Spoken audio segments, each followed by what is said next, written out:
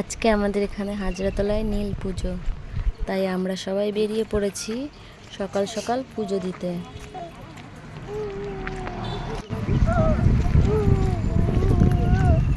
এখানে প্রচণ্ড ভিড় হয়, তাই একটু তাড়াতাড়ি পুজো দিতে এসেছি।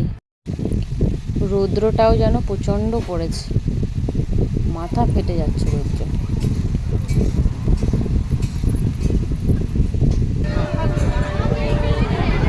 সকালে এসেছি তবুও কত ভিড়, সবাই লাইনে দাঁড়িয়ে আছে।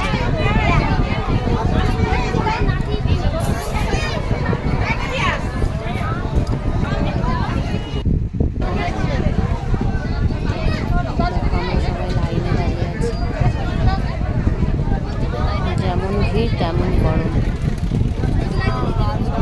সবাই ঘেমে স্নান করে গেছে, তাই এখানে সবাই ডন্ডি কাটছে।